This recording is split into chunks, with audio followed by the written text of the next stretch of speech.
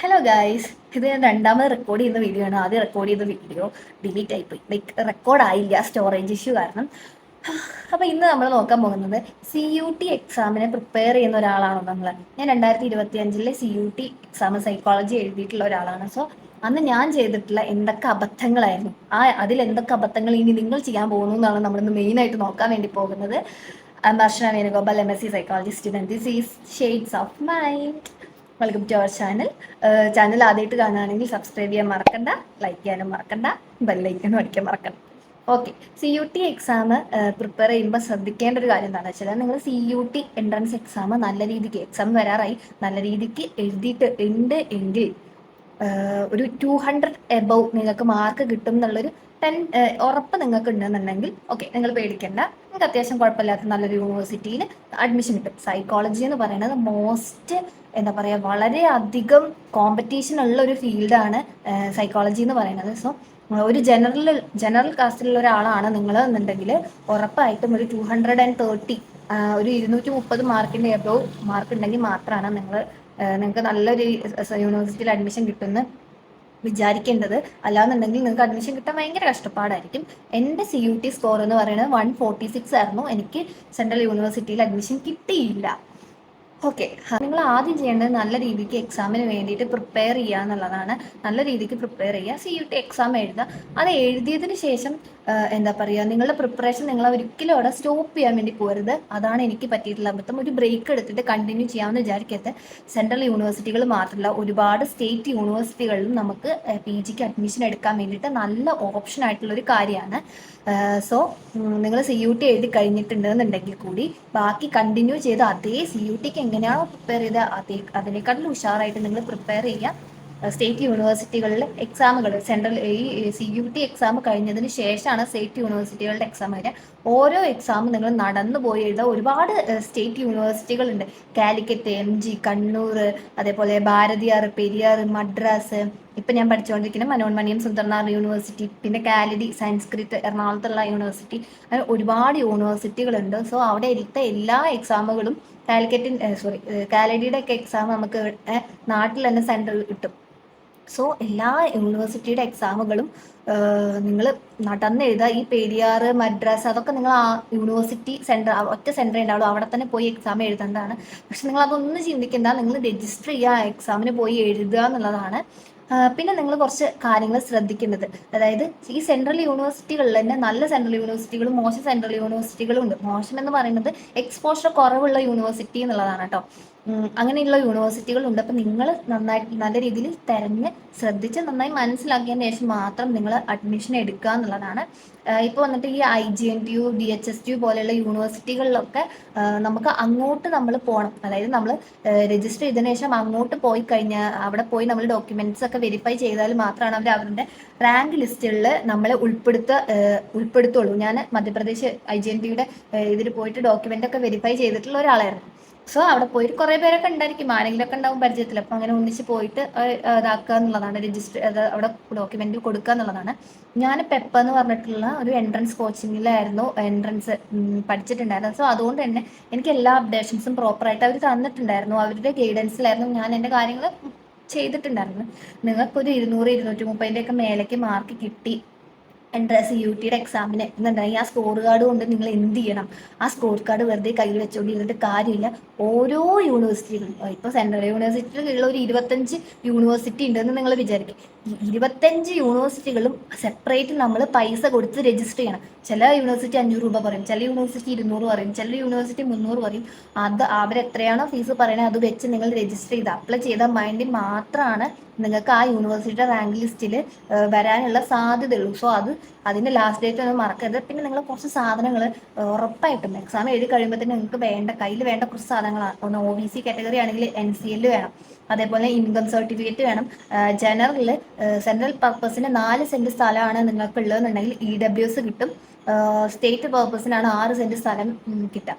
So 4 saint സ്ഥലമാണ് ഉള്ളൂ എന്നുണ്ടെങ്കിൽ നിങ്ങൾക്ക് EWS അപ്ലൈ ചെയ്യാൻ വേണ്ടി പറ്റും. അത് നിങ്ങൾക്ക് എന്താ പറയുക, നിങ്ങളുടെ അഡ്മിഷൻ കിട്ടാനുള്ള ചാൻസ് ഇൻക്രീസ് ചെയ്യാൻ വേണ്ടിയിട്ടുള്ള ഒരു ഓപ്ഷൻ കൂടിയാണ് EWS, NCL അങ്ങനത്തെ കാര്യങ്ങളൊക്കെ. സോ അത് നോക്കുക. പിന്നെ അതേപോലെ തന്നെ നാറ്റിവിറ്റിയുടെ വേറെ സെൻട്രൽ പർപ്പസിന് യൂസ് ചെയ്യുന്നതാണ് ഡൊമിസിൽ എന്ന് പറയുന്നത്. അപ്പോൾ അത് എടുത്തു വെക്കുക. പിന്നെ അതേപോലെ നിങ്ങൾ 1 ഇയർ ഗ്യാപ്പ് എടുത്തിട്ടാണ് എൻട്രൻസിന് പ്രിപ്പയർ ചെയ്തിട്ടില്ലെന്നുണ്ടെങ്കിൽ ഗ്യാപ്പ് സർട്ടിഫിക്കറ്റ്, അതേ ഒരു ലോയറിനെ കൊണ്ട് നിങ്ങൾ സൈൻ ചെയ്യിച്ച് ടെസ്റ്റ് ചെയ്യിച്ചിട്ടുള്ള ഒരു ഗ്യാപ്പ് സർട്ടിഫിക്കറ്റ് വേണം. പിന്നെ നമ്മുടെ കയ്യിൽ അവർ പറഞ്ഞിട്ടുന്ന ഡിഗ്രി കഴിയുന്ന ഒരാളാണെന്നുണ്ടെങ്കിൽ ഡിഗ്രി സർട്ടിഫിക്കറ്റ് ഉണ്ടായില്ല. സോ നമ്മുടെ കയ്യിൽ ഇല്ലാത്ത സാധനങ്ങൾ ഇല്ല എന്ന് പറഞ്ഞിട്ട് വെക്കാൻ ഓരോ യൂണിവേഴ്സിറ്റിക്കും അവരൊരു സെപ്പറേറ്റ് ഒരു ഫോം ഉണ്ടായിരിക്കും. ആ ഫോം മേടിച്ചിട്ട് അതിനകത്ത് പ്രിന്റ് ഔട്ട് എടുത്തിട്ട് ഇന്ന സാധനങ്ങൾ നമ്മുടെ കയ്യിൽ ഇല്ല എന്ന് നമ്മൾ എഴുതി സൈൻ ചെയ്ത് അതും നമ്മൾ അറ്റാച്ച് ചെയ്യേണ്ടി വരും. അപ്പം ഇത്രയും കാര്യങ്ങളൊക്കെയാണ് നമ്മൾ അപ്ലൈ ചെയ്യുന്നത്. രജിസ്റ്റർ CUT എക്സാം കഴിഞ്ഞ് ഓരോ യൂണിവേഴ്സിറ്റികളിലും രജിസ്റ്റർ ചെയ്യുന്ന സമയത്ത് നമ്മുടെ കയ്യിൽ ഇമ്പോർട്ടൻ്റ് ആയിട്ടും വേണ്ട കുറച്ച് സാധനങ്ങളാണ് ഈ പറഞ്ഞതൊക്കെ. അത്രയൊക്കെ തന്നെ. പിന്നെ എന്തുകൊണ്ടാണ് എല്ലാവരും ഒരു യൂണിവേഴ്സിറ്റിയിൽ പഠിക്കൂ, കോളേജിൽ പഠിക്കാതെ യൂണിവേഴ്സിറ്റിയിൽ പഠിക്കൂ എന്ന് പറയുന്നതിന്റെ പ്രധാന റീസൺ എന്ന് പറയുന്നത്, എന്താണ് കോളേജും യൂണിവേഴ്സിറ്റിയും തമ്മിലുള്ള ഡിഫറൻസ്? അതാണ്. കോളേജ് എന്ന് പറഞ്ഞു കഴിഞ്ഞാൽ ഫസ്റ്റത്തെ കാര്യം അവിടുത്തെ ക്വാളിറ്റി ഓഫ് പ്രൊഫസേഴ്സ് ആണ്. കോളേജിൽ വന്നിട്ട് ചിലപ്പോൾ നെറ്റ് ക്വാളിഫൈഡ് ആവാത്ത ആളുകൾ കോളേജുകൾ, സെൽഫ് ഫിനാൻസ് എയ്ഡഡ് ഒക്കെ പോലെയുള്ള കോളേജുകളിൽ ഉണ്ടായിരിക്കാം. അല്ലാന്ന് എല്ലാ കോളേജിനും അല്ല പറയുന്നത്, ഓരോ കോളേജിന്റെ ക്വാളിറ്റി അനുസരിച്ചിട്ടായിരുന്നു ഇരിക്കാം. അതേപോലെ തന്നെ എല്ലാവരും PhD ഹോൾഡേഴ്സ് ആയിക്കൊള്ളണം എന്നില്ല. ആരെങ്കിലുമൊക്കെ PhD ഹോൾഡേഴ്സ് ഉണ്ടെന്നുണ്ടെങ്കിൽ ഭാഗ്യം, അത്രയൊക്കെ തന്നെ പറയാൻ വേണ്ടി പറ്റുള്ളൂ. പിന്നെ അവരുടെ ഒരു ക്വാളിറ്റി, അവരുടെ ഒരു നോളജ് ഓഫ് ദ സബ്ജക്റ്റ് എന്ന് പറയുന്നതൊക്കെ കമ്പാരിറ്റീവ്ലി കുറവായിരിക്കും. പക്ഷേ ഒരു യൂണിവേഴ്സിറ്റിയിൽ വെച്ച് നോക്കുന്ന സമയത്ത് അവിടുത്തെ ഫാക്കൽറ്റീസ് മിക്കവരും PhD ഹോൾഡേഴ്സ് ആയിരിക്കും. നമ്മളെ നല്ല രീതിക്ക് ഗൈഡ് ചെയ്യാൻ വേണ്ടി പറ്റുന്ന ആളുകളായിരിക്കും, നെറ്റ് ക്വാളിഫൈഡ് ആയിട്ടുള്ള ആളുകളായിരിക്കും. സോ നമ്മളെ നല്ല രീതിക്ക് ഗൈഡ് ചെയ്യാൻ, നമുക്ക് പറഞ്ഞു തരാൻ വേണ്ടി പറ്റുന്ന ആളുകളായിരിക്കും ഒരു യൂണിവേഴ്സിറ്റി ലെവലിലുള്ള ആളുകൾ എന്ന് പറയുന്നത്. സെം ഫീസ് എന്ന് പറയുന്നത് ഇപ്പം നമ്മുടെ കാലിക്കറ്റിന്റെ അഫിലിയേറ്റഡ് ആയിട്ടുള്ള എയ്ഡഡ് അല്ലെങ്കിൽ സെൽഫ് ഫിനാൻസ് കോളേജുകളിൽ സെം ഫീസ് എന്ന് പറയുന്നത് ഒരു സെമ്മിന് 30,000 രൂപയാണ് സെം ഫീസ്. ഇനി നിങ്ങൾ ഹോസ്റ്റലും കൂടി നിന്നിട്ടാണ് പഠിക്കണമെന്നുണ്ടെങ്കിൽ അറിയാലോ, സ്വാഭാവികമായിട്ട് ഒരു 2,000 രൂപ മാസം ഫുഡിന്റെ പൈസ, 2,000, 2,500, 3,000 രൂപയ്ക്ക് ഫുഡിന്റെ പൈസ, പിന്നെ ഹോസ്റ്റലിൽ റെന്റ്, അങ്ങനെയൊക്കെ പറഞ്ഞിട്ട് അത്യാവശ്യം രൂപ പൈസ ചിലവാകുക തന്നെ ചെയ്യും. നേരെ മറിച്ച് ഒരു university, central university, state university ഒക്കെ ആണെന്നുണ്ടെങ്കിൽ സെൻട്രൽ യൂണിവേഴ്സിറ്റിയുടെ ഒക്കെ സെം ഫീസ് എന്ന് പറയുന്നത് 2,000 രൂപയിൽ താഴെ, 1,500 രൂപ, IGNTUവിലൊക്കെ 1,500, 2,000 രൂപ, അത്രയും റേഞ്ചാണ് ആകെ അവരുടെ സെം ഫീസ് എന്നൊക്കെ പറയുന്നത് വരുന്നുള്ളൂ. അതൊരു ട്രൈബൽ യൂണിവേഴ്സിറ്റിയാണ് IGNTU എന്ന് പറയുന്നത്. സോ അവിടുത്തെ ഒക്കെ സെമ്മിന്റെ ഫീസ് എന്ന് പറയുന്നത് വളരെ കുറവാണ്, മെസ് ബില്ലും വളരെ കുറവാണ്. പിന്നെ നിങ്ങൾ സ്ഥലം മാറി നിൽക്കുന്ന സമയത്ത് ആലോചിക്കുക, നമ്മുടെ നാട്ടിൽ ഫുഡൊന്നും കിട്ടില്ല, ചപ്പാത്തിയും പരിപ്പ് കറിയും ഒക്കെ തന്നെയായിരിക്കും ഉണ്ടായിരിക്കുക. അതൊക്കെ നിങ്ങൾ എപ്പോഴും മൈൻഡിൽ ഉണ്ടാവണം. നിങ്ങൾ വേറൊരു സ്ഥലത്ത് വേറൊരു കൾച്ചർ എക്സ്പ്ലോർ ചെയ്യാൻ വേണ്ടി പോകുമ്പോൾ ഒക്കെ ഇങ്ങനത്തെ കാര്യങ്ങൾ, അവിടുത്തെ കൈൻഡ് ഓഫ് കൾച്ചറിനായിട്ട് അഡ്ജസ്റ്റ് ചെയ്യാൻ വേണ്ടിയിട്ട് നിങ്ങൾക്ക് പറ്റണം എന്നുള്ളതാണ്. പിന്നെ പറയാനുള്ളത് എന്താ, ലൈബ്രറി ഫെസിലിറ്റി പറയുകയാണെന്ന് വെച്ചാൽ ഇപ്പൊ വന്നിട്ട് ഒരു കോളേജിന് ഒരു പരിമിതി ഉണ്ട് ലൈബ്രറിയുടെ ഇത് വെച്ച് നോക്കുന്ന സമയത്ത്. അതായത് ഇപ്പൊ കോളേജിൽ വളരെ കുറച്ച് ചുരുക്കം ബുക്കുകൾ മാത്രമാണ് ഒരു കോളേജിൽ ഉണ്ടാവുള്ളൂ എന്ന് പറയുമ്പോൾ, നേരെ മറിച്ച് ഒരു യൂണിവേഴ്സിറ്റി ലൈബ്രറി എന്ന് പറയുമ്പോൾ അത്യാവശ്യം അത് സെപ്പറേറ്റ് ഒരു ബ്ലോക്ക് തന്നെ ഉണ്ടായിരിക്കും. ആ യൂണിവേഴ്സിറ്റി ഒരു ബിൽഡിംഗ് തന്നെ ആയിരിക്കും. ഒരുപാട് എന്താ പറയാ ബുക്കുകളും നമുക്ക് ആവശ്യമുള്ള കാര്യങ്ങളൊക്കെ നമുക്ക് അവിടെ പോയി റെഫർ ചെയ്ത് പഠിക്കാൻ വേണ്ടി പറ്റുന്ന ഒരു സംഭവം തന്നെയാണ്. ഒരു ഗവൺമെന്റ് കോളേജിന്റെ വേറൊരു വലിയൊരു ഓഷൻ എന്നുള്ളതാണ്. ഏക്കർ കണക്കിന് സ്ഥലങ്ങൾ ഉണ്ടായിരിക്കും യൂണിവേഴ്സിറ്റി എന്ന് പറയുന്ന സമയത്ത്.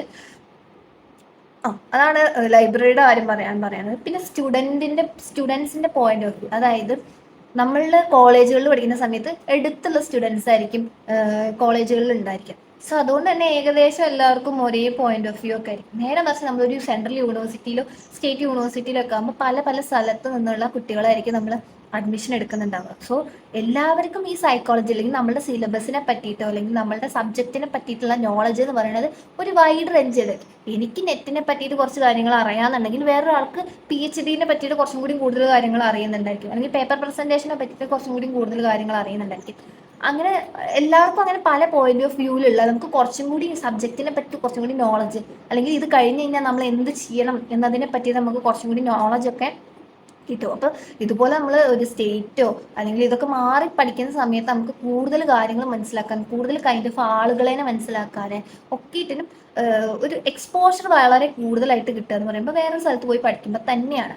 പിന്നെ ഉള്ളത് പറയുന്ന ലാംഗ്വേജ്, അതായത് നമ്മൾ നാട്ടിൽ പഠിക്കുന്ന സമയത്ത് എല്ലാവരും മലയാളം തന്നെ സംസാരിച്ചിട്ടുണ്ട്. ഞാനിപ്പോൾ ഇവിടെ വന്ന സമയത്ത് ഒരു സർവൈവലിന്റെ ഭാഗമായിട്ട് തമിഴ് സംസാരിച്ചേ പറ്റൂ. ബിക്കോസ് നമ്മുടെ ചുറ്റുമുള്ള ഭൂരിപക്ഷം ആളുകൾ ഇവിടെ ഇപ്പം ആകെപ്പാടെ സൈക്കോളജിയിലെ സീനിയേഴ്സിൽ ഒരു 10 മലയാളീസ്, അതേപോലെ ജൂനിയേഴ്സ് നമ്മളുടെ ബാച്ചിൽ ഒരു 10 മലയാളീസ്, പിന്നെ ക്രിമിനോളജിയിൽ മാത്രമാണ് മലയാളീസ് ഉള്ളത്.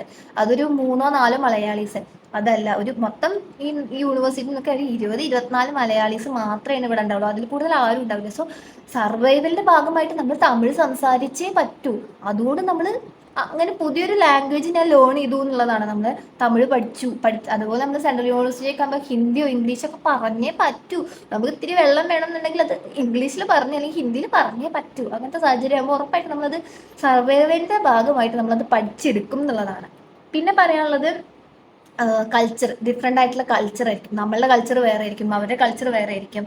ഇപ്പൊ നമ്മളുടെ ഇവിടുത്തെ ഒരു കല്യാണത്തിന്റെ രീതി വേറെ ആയിരിക്കും, അവരുടെ ഇവിടുത്തെ ഒരു കല്യാണ രീതി വേറെ ആയിരിക്കും. ഫുഡ് അങ്ങനെ അങ്ങനെ ഒരുപാട് കാര്യങ്ങൾ ഡിഫറെൻ്റ് ആയിരിക്കും. സോ അങ്ങനത്തെ പല കാര്യങ്ങളും നമുക്ക് ലേൺ ചെയ്യാൻ വേണ്ടിയിട്ട് പറ്റും, കൂടുതൽ നോളജ് ഗെയിൻ ചെയ്യാൻ വേണ്ടി പറ്റും.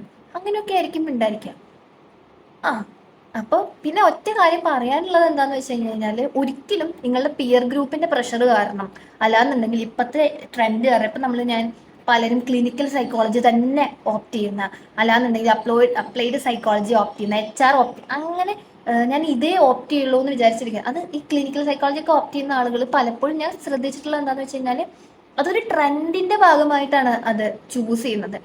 ഞാൻ മനസ്സിലാക്കിയിടത്തോളം ഇപ്പോൾ അങ്ങനെ ക്ലിനിക്കൽ എടുത്താൽ, അല്ലാന്നുണ്ടെങ്കിൽ അപ്ലൈഡ് എടുത്താൽ, ജനറൽ എടുത്തു കഴിഞ്ഞാൽ, ഏതെടുത്തു കഴിഞ്ഞാലും കൺസൾട്ടന്റ് സൈക്കോളജിസ്റ്റ് ആയിട്ട് നമുക്ക് വർക്ക് ചെയ്യാൻ വേണ്ടി പറ്റും എന്നുള്ളത്. എംഫിൽ ഉണ്ടെങ്കിൽ ക്ലിനിക്കൽ സൈക്കോളജിസ്റ്റ് ആയിട്ട് നമുക്ക് വർക്ക് ചെയ്യാൻ വേണ്ടി പറ്റും. പിന്നെ ക്ലിനിക്കൽ സൈക്കോളജി എടുക്കുന്നത് ക്ലിനിക്ക് ആണ് എൻ്റെ ഗോൾ എന്ന് പറയുന്നത്. എനിക്ക് ക്ലിനിക്കൽ സൈക്കോളജിസ്റ്റ് ആവാനാണ് എന്നുണ്ടെങ്കിൽ ക്ലിനിക്കൽ സൈക്കോളജി എടുക്കുക, കുറച്ചും കൂടി നമുക്ക് ബെറ്റർ ആയിരിക്കും. തിയറട്ടിക്കൽ നോളജ് കുറച്ചും കൂടി കൂടുന്നുള്ളത്. പിന്നെ ഏത് എടുത്തു കഴിഞ്ഞാലും തിയറി നോളജ് കൊണ്ട് മാത്രം പ്രത്യേകിച്ച് കാര്യമില്ല. പ്രാക്ടിക്കൽ നോളജ് തന്നെ വേണം സൈക്കോളജി ഫീൽഡിലേക്ക് ഇറങ്ങുമ്പോൾ എന്നുള്ളതാണ്. അപ്പോൾ ഈ പിയർ പ്രഷർ കാരണമോ അല്ലെങ്കിൽ ട്രെൻഡിന്റെ ഇതിലൊന്നും നിങ്ങളുടെ യൂണിവേഴ്സിറ്റിയോ നിങ്ങളുടെ എടുക്കുന്ന സബ്ജക്റ്റോ കാര്യങ്ങളോ ഒന്നും ദയവ് ചെയ്ത് തീരുമാനിക്കരുത്. നിങ്ങൾക്ക് ലാസ്റ്റ് ആയിട്ട് ഒരു ഗോൾ ഉണ്ട് എന്നുണ്ടെങ്കിൽ അതിനെ ബേസ് ചെയ്തിട്ട്, ഇല്ലാന്നുണ്ടെങ്കിൽ നിങ്ങളുടെ താല്പര്യത്തിനനുസരിച്ച് മാത്രം നിങ്ങൾ കോഴ്സും യൂണിവേഴ്സിറ്റിയും എല്ലാ കാര്യങ്ങളും ഫോക്കസ് ചെയ്ത് അത് സെലക്ട് ചെയ്യാന്ന് പറയുന്നതാണ്. അപ്പോൾ എല്ലാവർക്കും ഓൾ ദ ബെസ്റ്റ്. ഞാൻ പഠിക്കുന്ന യൂണിവേഴ്സിറ്റീനെ പറ്റിയിട്ട്, അല്ലെങ്കിൽ ഇവിടുത്തെ ഫീസ് സ്ട്രക്ചറിനെ പറ്റിയിട്ട്, ഹോസ്റ്റൽ ഫെസിലിറ്റീനെ പറ്റിയിട്ട് അങ്ങനെ എന്തെങ്കിലും ഡൗട്ടോ കൂടുതൽ അറിയണം എന്നുണ്ടെങ്കിലോ എന്തെങ്കിലും ഉണ്ടെന്നുണ്ടെങ്കിൽ കമൻറ്റ് ചെയ്താൽ നമുക്ക് നെക്സ്റ്റ് വീഡിയോ ആയിട്ട് കാണാം. അതുവരേക്കും ബൈ. ചാനൽ സബ്സ്ക്രൈബ് ചെയ്യാൻ മറക്കരുത്.